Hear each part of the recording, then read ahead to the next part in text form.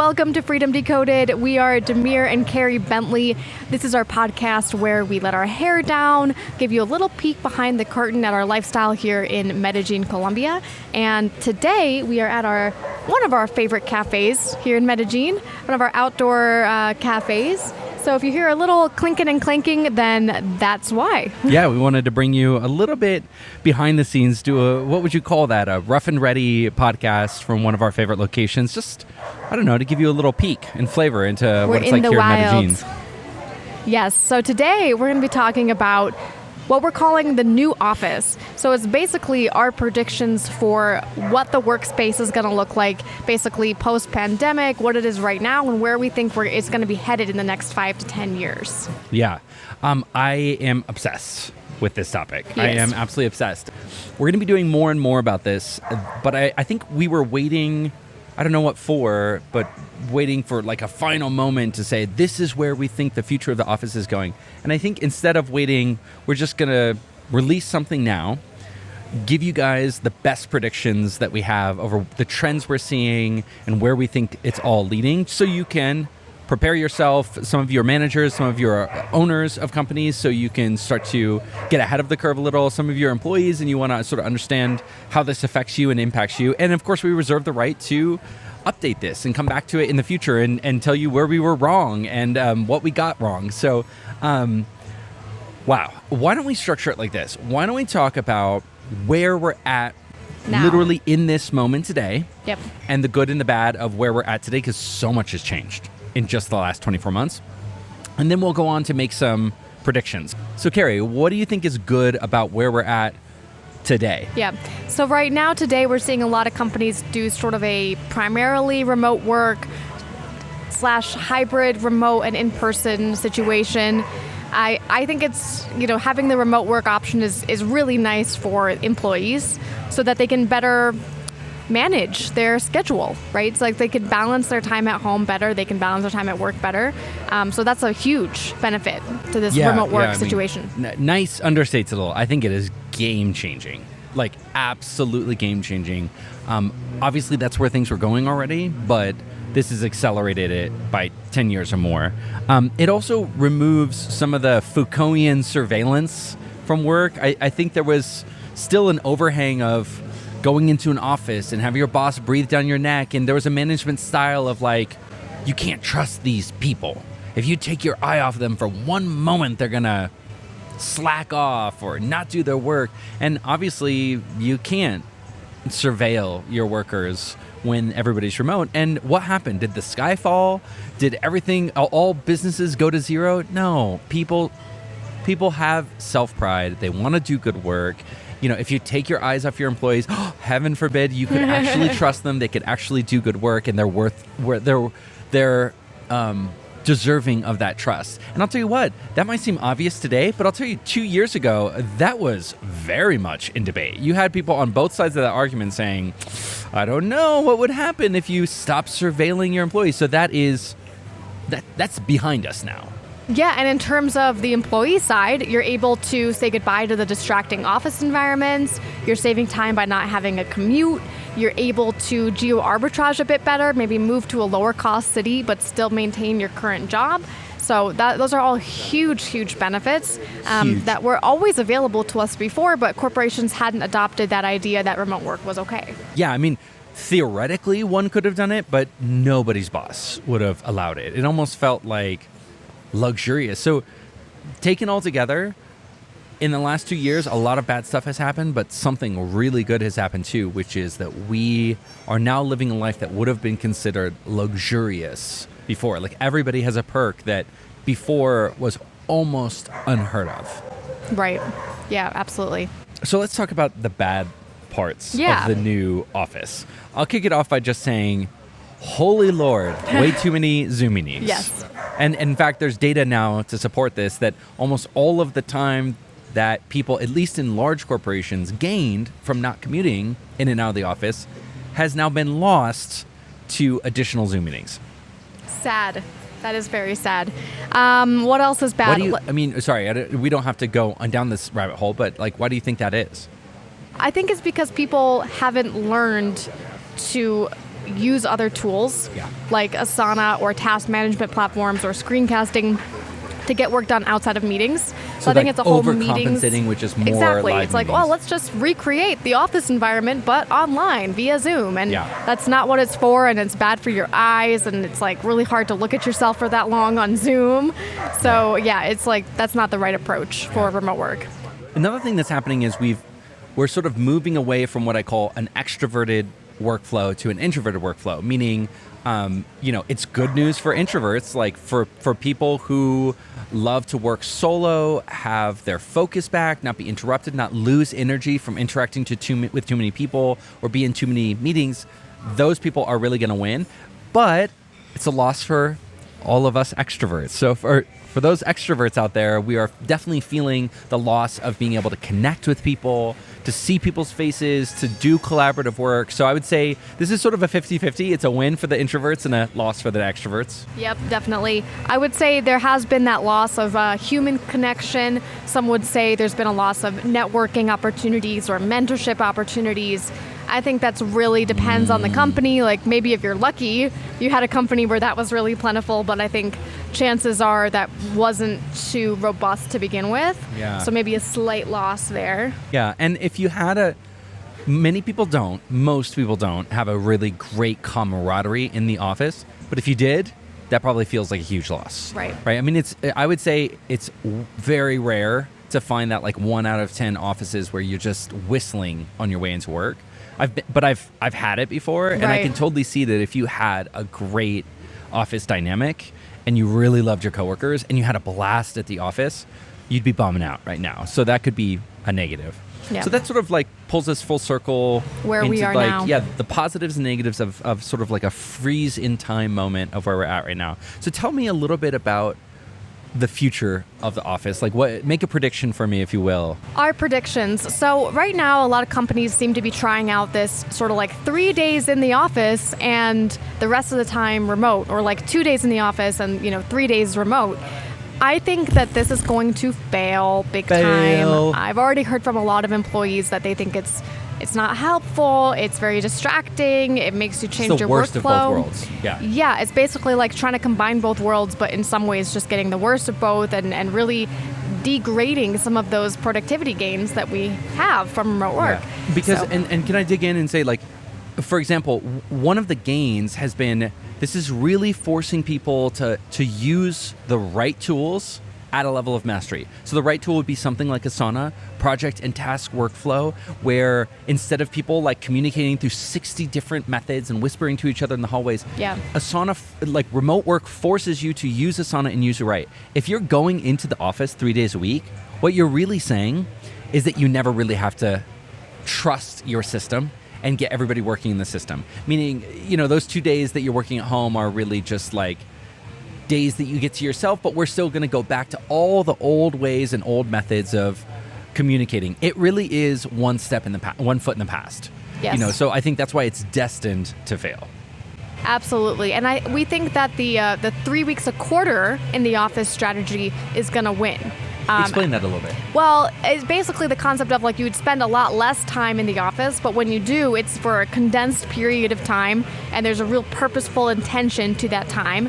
Everyone's there doing the same thing, so you're not getting pulled in different directions where some people are remote and some people are in the office. It's like meant for team building, it's meant for connection, it's meant for setting strategy or whatever those big things are, and then everybody can go back to their home offices or remote offices and keep actually executing. Absolutely.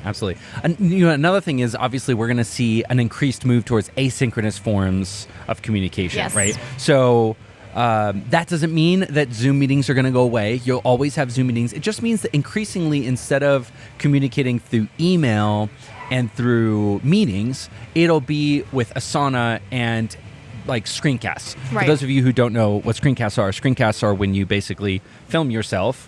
Like, hi, you can see my face, you can see me, but you can also see what's on my screen. And so that's a form of asynchronous communication. And our prediction is you're just going to see more and more of communication go from being instantaneous and live to being serve yourself, meaning I'm going to send you the screencast. You can watch it now. You could watch it in an hour. You could watch it in a day.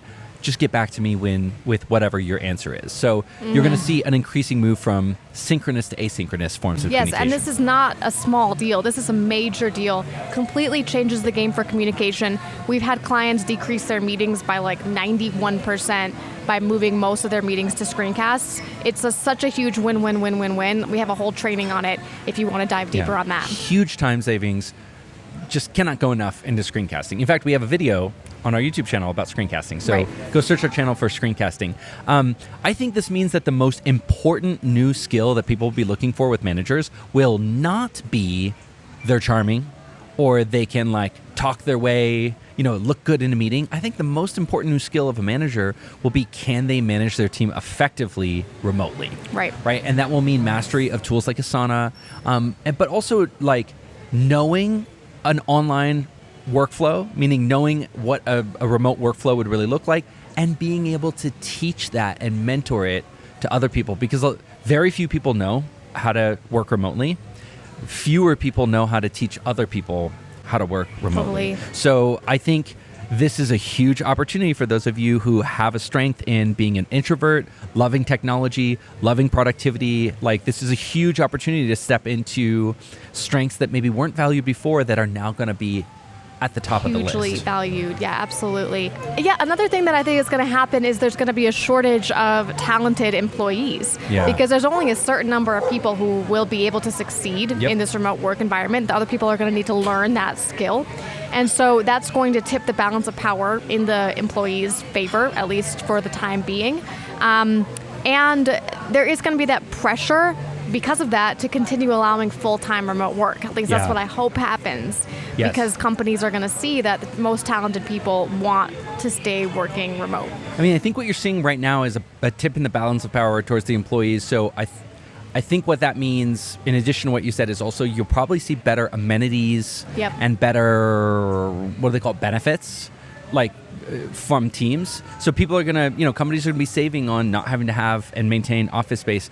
Hopefully what they'll put that into, and they'll also be saving because people, now they know a lot of their employees are moving to lower cost cities and countries, so they don't have to pay them as much. So there's a lot of cost savings in this for companies. I think what they have to add back in, though, is amenities and benefits. Right. So I hope what you see in this tip of the balance of power is that what people get out of it is the ability to control where they live, and how they do their work. What companies get out of it is just that, although they have to make those concessions, they do get like the ability to get to draw from a wider talent pool. But we'll talk about that in a second. Yeah, it truly is a win-win, because I think what employees really want is lifestyle benefits, not just monetary benefits. Because right now, a lot of people are leaving their jobs because just simply of the lack of flexibility, not necessarily because of what they're making. I mean, they're probably making way more and in a much lower risk way than if they were to run their own business.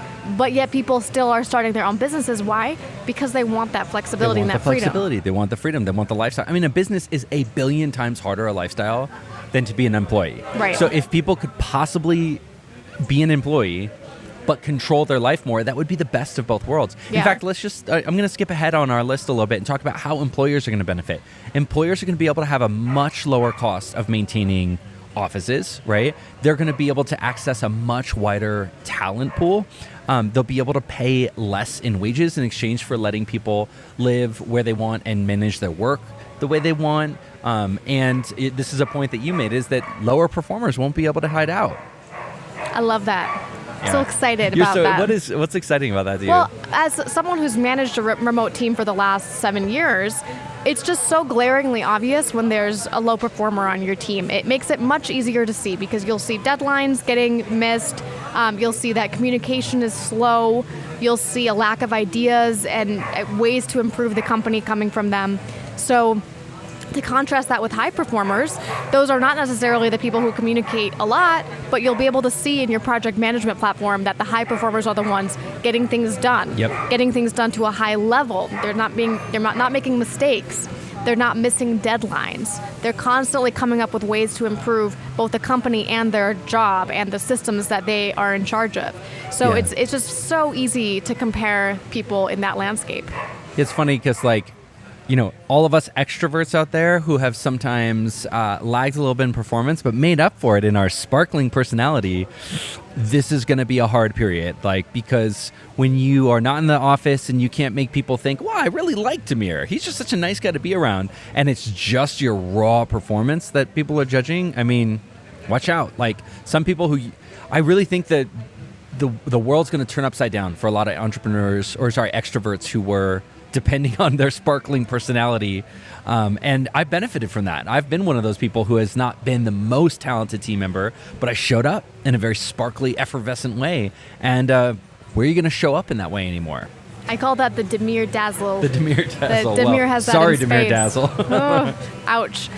We also think there's still going to be an office, just not necessarily big office buildings that are all dedicated to one company. It's probably going to be a smaller space, but hopefully more nice, more like a WeWork, where it's really more carefully designed with lots of flex space, lots of hot seats, much more designed for those moments where you do want to connect as a team. Yeah, and maybe dotted around the country or the globe, so to try to access as many of your employees as possible. In those offices, I think you'll have more telepresence, really dialed in, Cisco.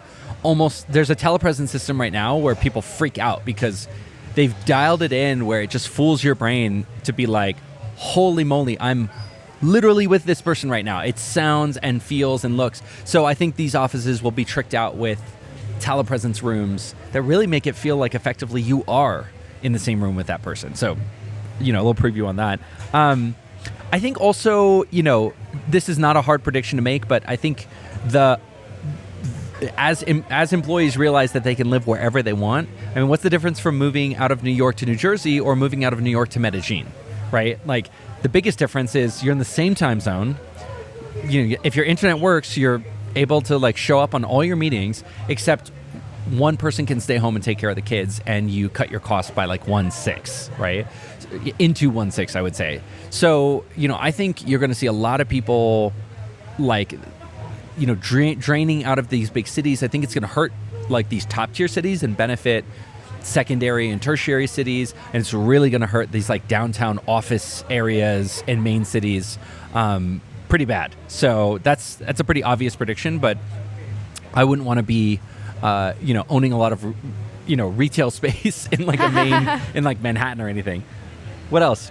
Okay, another one is employee retreats and offsites are going to become a lot more important and popular. Yeah. Hopefully companies will be spending more money on those. So to sort of make up for that lack of personal connection, team building that's supposedly happening right now in the office or happened before in the office, they'll be replaced with really high quality experiences and events where the team genuinely does get to connect with each other, which I would argue is not possible even in an in-person environment because you're too busy doing work, right? Yeah.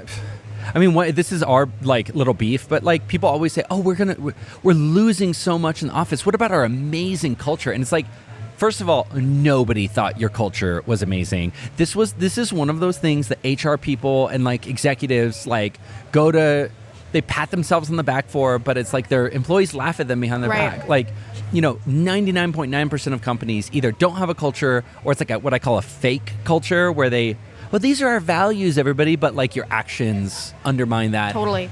I think this will be such a giant leap forward in creating culture because think about it. Instead of these small meaningless emails or little things that you get day to day to try to reinforce office culture, you get to go to an incredible adventure offsite with your team and really get to know them deeply and really get to do exercises and transformational events together. I think this is a big prediction, but I think the world is going to be 1 billion times better for us having fewer day-to-day office interactions together. But when we do get together, once per quarter or twice per year, or even once per year, it is just this mind-blowing event. And I think it will actually be perceived as employees, not as oh, I've got to go to my company offsite. It'll be a perk. Oh my goodness, we're all going to Bali and jumping off of waterfalls and doing trust falls together, I think it will become a major highlight, and you'll actually be able to do what they've been pretending to do the whole time, which is create real connection and a true culture. Right. Sorry, I'm really passionate about that one. Yeah, we tell. both are. Yeah, I mean, I think to go along with that, sort of the BS and corporate speak will hopefully give way to more clear and transparent communication. We all know how to read through BS right now, so it's really not doing much.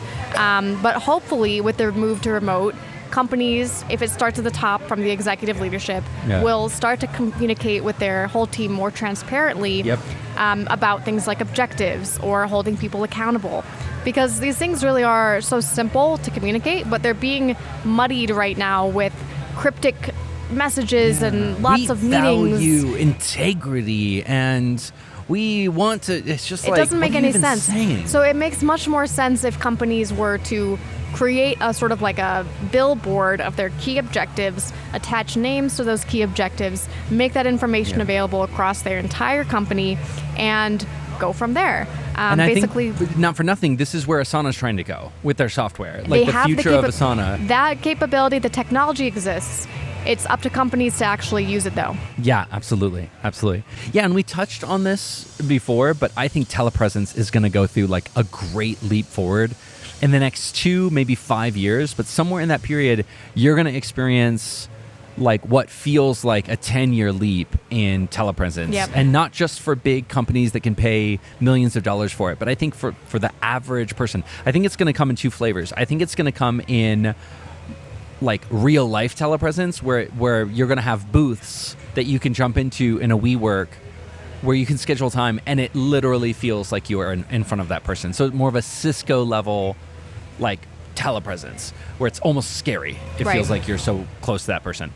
The second will be more what I call cartoon based, like Apple emojis. They've already got this where it's like they can make a cartoon version of your face that you can then modify, and it uses a camera to sort of pull your facial expressions, and it's literally like the facial expressions I'm making right now would be then through AI or machine learning like broadcast onto your Memoji, which is cool because then you can actually be there without necessarily having the camera on your face. Maybe there's something behind you that you don't really want to show. Maybe you don't have your makeup on or whatever. The lighting's bad. Yeah. This is a way, and also you can then start putting those characters in 3D space. This is where I start to geek out, but like you can actually have these characters together in 3D space feeling like there's an interaction. So this is a really out there prediction, but I think you're going to see like telepresence and virtual presence make like a huge leap forward in the next 2-3 years.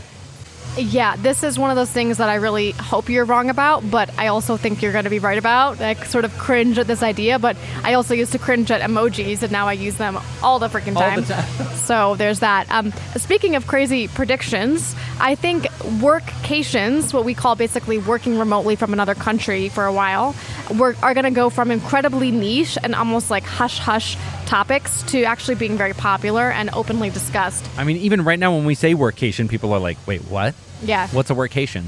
But basically, if you do have that flexibility, there's nothing stopping you from taking your whole family to France and living there for a month. Yeah. And Can you just working stop and there. define a workcation for somebody who is like, what is a workcation? Yeah, so like if you were to take your family to France for an epic adventure, but still be working while you were there. So you'd be doing the same work, you'd have to adjust your hours, but it gives you that opportunity to travel at the same time without just using up your limited vacation days. Yeah, and I think it's going to be a whole category where, I mean, imagine somebody who was young and single and wanted to be a digital nomad could split their year in 4 and say, I'm going to live in Europe for 3 months and you live in Asia for 3 months. And they're literally showing up and working and being part of a productive team.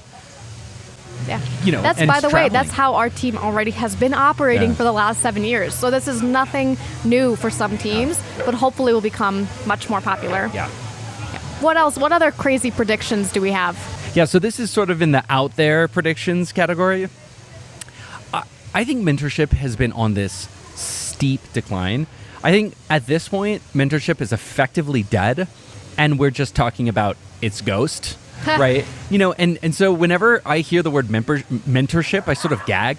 And quick side note, the reason I gag is because there used to be an incentive to mentor. Right. When you were going to be in the same company with somebody for like 25 or 40 years, there was a strong incentive to build the people below you because those would be maybe it would be your boss, but it would certainly be somebody who is supporting you, a lieutenant. It would come back around. Now, when we change jobs so quickly, like every year, every 3 years, there's no incentive to mentor somebody, right? So first of all, when I talk about mentorship being in decline, what's really declined is the incentive to mentor, right? And so I think what's going to happen is we're going to see mentorship move to paid and like models that are outside of work, where people get payoffs in different ways. And we are going to see the full official death of work-based mentorship. Yeah, and there are so many great paid options. There's online courses, there's coaches about any topic under the sun that you want to learn about, and it's delivered in the ideal format where it's a huge win-win for both parties. So yeah, I absolutely agree with that. But even like Clarity.fm, where like imagine if in addition to be a really successful executive, you could actually have a side income mentoring young people who admired you and were in your same industry. And I think that's so much better of and more honest and transparent a way to just be like, hey, I'm willing to put money to invest in myself to get the mentorship that only you And can by get. the way, Clarity.fm is a platform where experts get paid actually by the minute to talk about their expertise with a one-on-one with somebody who hires them. So it's really laser, really targeted, and it prevents that sort of imbalance of relationship where a really high-level person is trying to mentor someone with no experience. It's like, well, if that person's willing to pay for that, then they can still have that mentorship. Exactly. And then I think we can end it here. I think you're going to see that we are entering a world of performance over presence. I'm going to say that again. Performance over presence. So what that means is that since you can't surveil an employee to like see, are they working? The only way is to say, are they getting the job done? Right. Are they performing? Are they creating value? What that means is there's going to be that 1 out of 100 person who can create tremendous value in really small amounts of time, either because they're hyper effective and productive or because they are just so uniquely talented at what it is they do. And I think you're going to see a world where instead of locking that person down into a full-time salary for one company, very much like this model already exists for rock star programmers. You've got these programmers that will literally, you'll have a team of 1,000 programmers who haven't been able to solve something. And they'll take it and just put a bounty on it.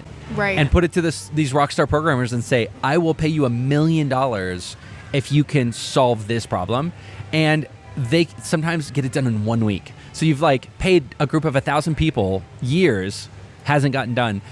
This person with this just like unique talent can get it done in 1 week. So I think you're going to see that happen not just in programming, but in other areas where you just get these rock stars, and those rock stars will have huge, not salaries, but multiple salaries, really might be working for multiple companies. So I think the distinction between part-time and full-time will just completely go away, and you'll really be paid basis of two things.